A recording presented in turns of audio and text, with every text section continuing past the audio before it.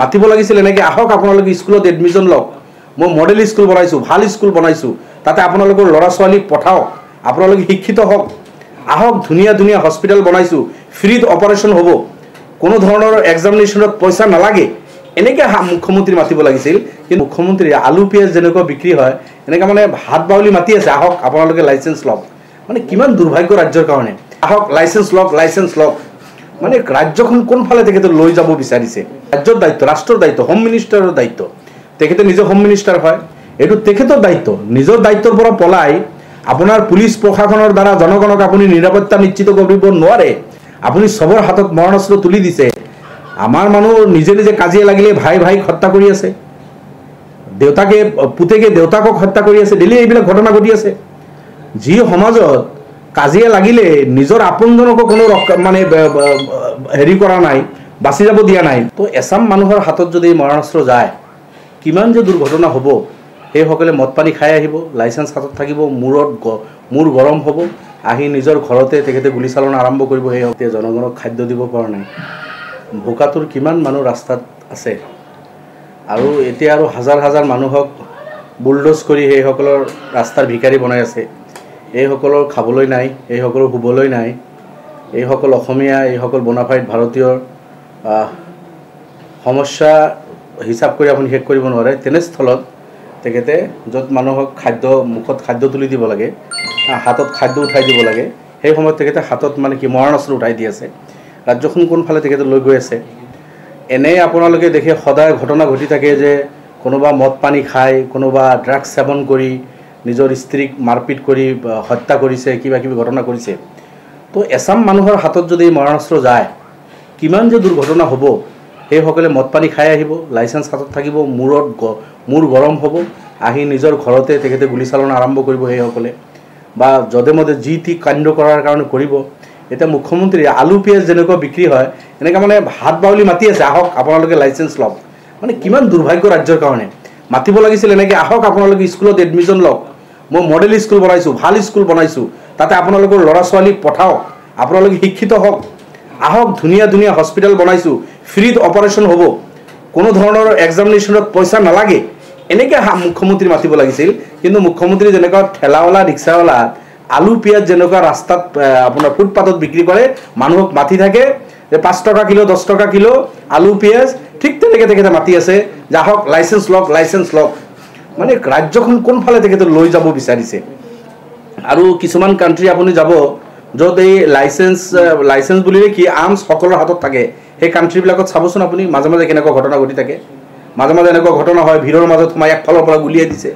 আমেৰিকাত আপুনি চাব মাজে মাজে ঘটনা আৰু ক'ৰবাত স্কুলত সোমাই কোনোবা এজনে দুৰ্বৃত্ত একফালৰ পৰা ষ্টুডেণ্ট গুলিয়াই হত্যা কৰিছে বজাৰত সোমাই একফালৰ পৰা থিয়েটাৰ হলত সোমাই একফালৰ পৰা গুলিয়াই হত্যা কৰিছে য'ত এই লাইচেঞ্চ আৰ্ম হৈছে য'ত মানে এই মৰণাস্ত্ৰ সকলো মানুহৰ হাতত তুলি দিয়া হৈছে সেই ৰাষ্ট্ৰবিলাক ডাঙৰ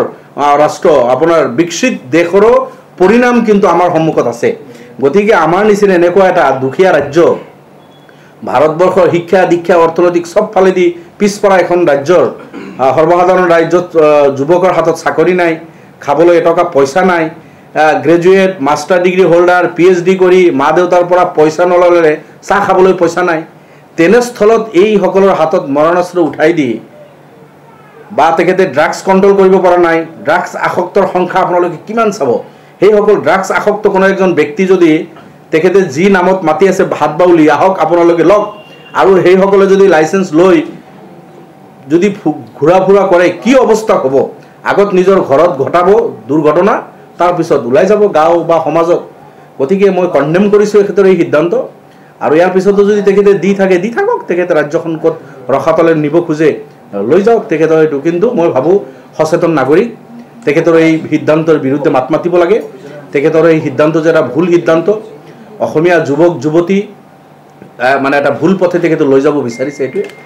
বাকি থাকিল সিকিউৰিটিৰ যেটো ৰিজন এটো ৰাজ্যৰ দায়িত্ব ৰাষ্ট্ৰৰ দায়িত্ব হোম মিনিষ্টাৰৰ দায়িত্ব তেখেতে নিজে হোম মিনিষ্টাৰ হয় এটো তেখেতৰ দায়িত্ব নিজৰ দায়িত্বৰ পৰা পলাই আপোনাৰ পুলিচ প্ৰশাসনৰ দ্বাৰা জনগণক আপুনি নিৰাপত্তা নিশ্চিত কৰিব নোৱাৰে আপুনি সবৰ হাতত মৰণাস্ত্ৰ তুলি দিছে আমাৰ মানুহ নিজে নিজে কাজিয়া লাগিলে ভাইক হত্যা কৰি আছে পুতেকে দেউতাকক হত্যা কৰি আছে ডেইলি এইবিলাক ঘটনা ঘটি আছে যি সমাজত কাজিয়া লাগিলে নিজৰ আপোনজনকো কোনো মানে হেৰি কৰা নাই, বাচি যাব দিয়া নাই,